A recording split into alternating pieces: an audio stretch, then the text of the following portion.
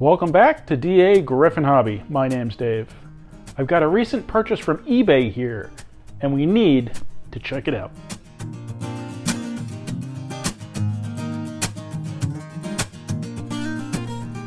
I've been trying unsuccessfully to stay off of eBay and not purchase things because, well, of a few reasons. One, I'm in a weird place with the engines that I do have. I like the old school conventional post-war stuff. I like the newer, 20-year-old TMCC stuff. Unfortunately, when you expose yourself to things like Odyssey and Legacy and just the really consistent running speeds and the slow speeds, it's hard to turn back from that. So I've got some engines that are TMCC and they don't have cruise, and I find myself disappointed because they're not maintaining a speed. The ones that are more modern but conventional, some of them are really, really good runners, like the Weaver Pennsylvania FA2 that I have. I paid $50 for that thing. It's got dual motors and it runs like a champ. Slow speed, consistent speed, pulls strong. I mean, that has to be one of my better purchases. The problem is not everything's that good, and you end up with some really erratic running engines. What's my point? The point is I'm really trying to not purchase engines right now, besides the fact that I'm trying to focus my energies on working on the layout. And shopping and buying stuff is kind of a distraction. And I don't have anywhere to put any more engines, and I really don't need any more conventional engines at this point. I mean, sure, there's a number of post-war ones I'd like to pick up, but I'm just not shopping for those right now. The reason I picked this particular engine up is because it's a road name I don't see very often, if ever. And it's colorful, and it's old enough to fit into my general idea of time frame on my layout, but also still a current railroad, I believe. I wasn't looking for something, but I saw it, I was attracted to the paint scheme, and I thought that might be nice to have a little more color on the layout. So I bid on it, and I ended up winning. I'm very disappointed. Now, the thing I don't like about bidding on things is that you think, oh, I'm okay spending $150 on that. And then with tax and shipping, all of a sudden it's $180, $190. So it's never the amount that I want it to be. It's always quite a bit more.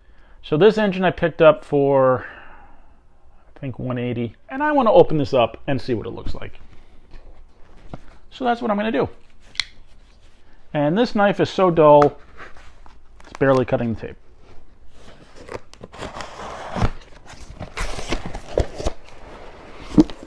Check that out. Weaver Ultraline.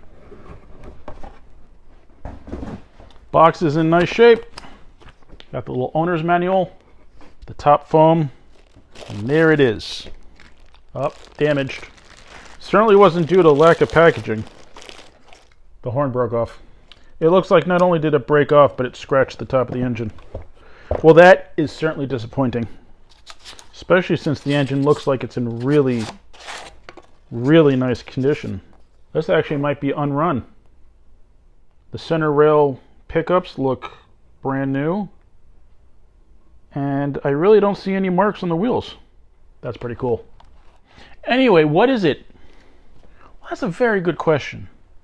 It is a very good-looking Maryland Midland GP38.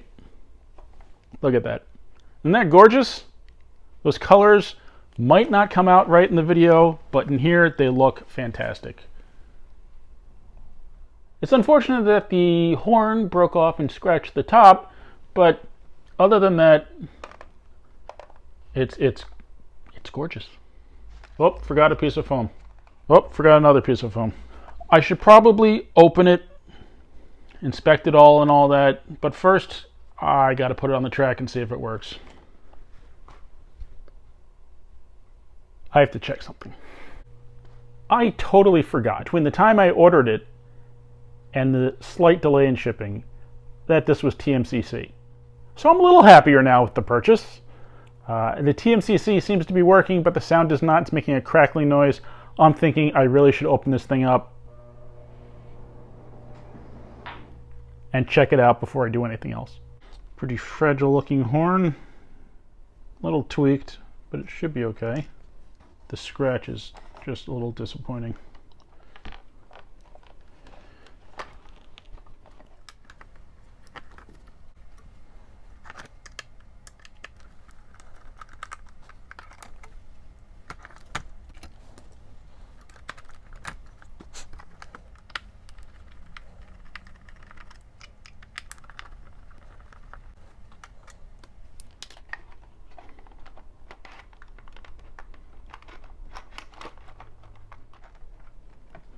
A little stuck here. Oh, there we go. Okay, program and run, and a volume for conventional operation, I guess, and that's loose. Oh, well, that's helpful. It disconnects, but is all wrapped around stuff. Fantastic. The volume control, that's not connected to anything. So not as brand new as it might seem, I guess. Looks like a board is broken off of it. Wires to light, wires to the switch, wires to the antenna. I don't see any missing wires for a 9-volt battery for running conventional. Well, the sound was being weird. I don't know which board is what in this thing. Might be the audio board, I guess. That's what it says anyway.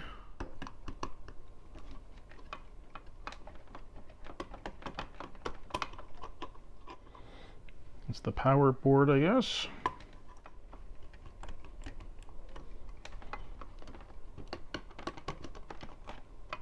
And then the radio board, the R2LC. I wonder if this is what went up to that broken volume adjustment. I find it very interesting that something that looks unrun has been messed with internally. I can sort of hear the horn extremely quietly.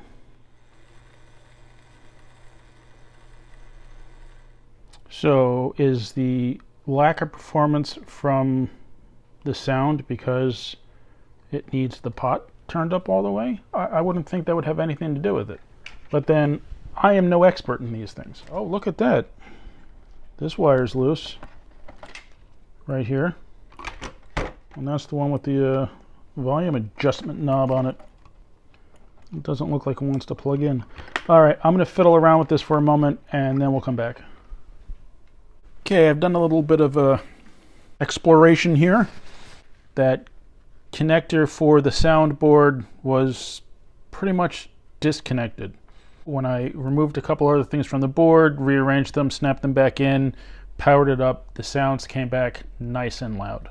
So after that, I decided I'd take the trucks apart and take a look at them. I got the front truck apart. It's a little different than some of the others I've worked on as far as Williams and Lionel. It's all very similar. I'm not going to take the other one apart because really the grease seems okay. I figure since the grease is okay, I will run it for a little while, see how it does, and then maybe take it all apart at a later date. These side frames are plastic and a little bit flexible, which is better than those Williams ones that broke all the time. Does kind of look like they were over tightened and stretched out a little bit, but that might just be what they look like. Maybe not over tightened. They kind of just feel like they've shrunk over time. They're still intact and they'll look fine, so not going to complain. Got a little peeling paint here. That's a little bummer, but that's all right. Imagine how picky I would be with a brand new expensive engine. That'd be ridiculous. One way that these trucks differ from others that I've worked on is that it looks like that center gear is attached to the mount on the motor and not free floating in the truck here. A lot of the Williams, it sits right there in the truck and you can just take it out and clean it. This is attached to that whole frame part that the motor sits on, and there's a screw here and here. You take those two screws out and the motor should come off of this piece. Unfortunately, this screw feels a little stripped, so I figured I'm not going to mess with it. I really don't feel the need to get in there right now. It's not like there's hair and dirt and gunk caked in there. It's just still somewhat viscous lubricant, so it's not dried up, so I'm going to leave it alone. The ground is attached through here and the power pickup is attached through here.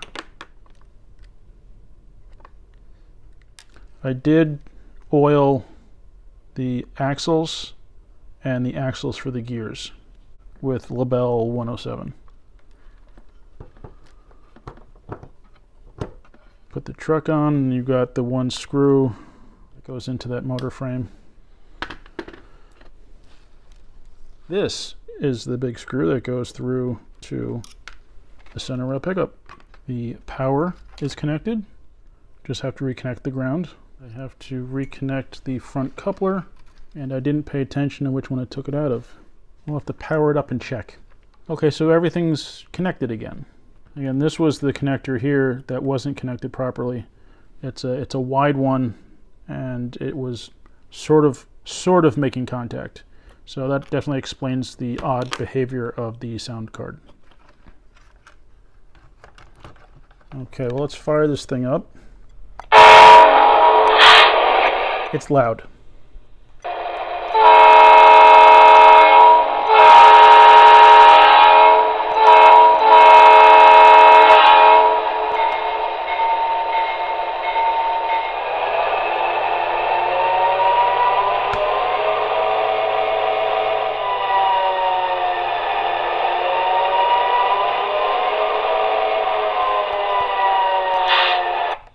Yeah. I'll have to get it back together and check it out. Since we've got it here and apart and everything, I'm going to reprogram it to 30, since that's the number on the cab. Engine 30.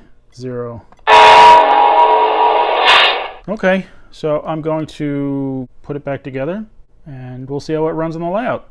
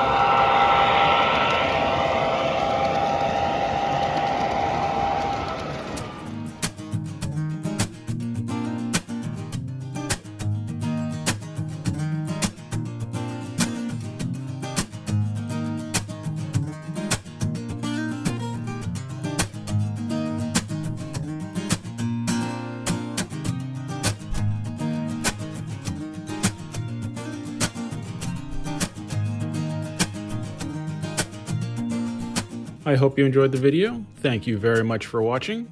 Please remember to like, comment, subscribe, and I'll see you next time on DAGryffyn Hobby.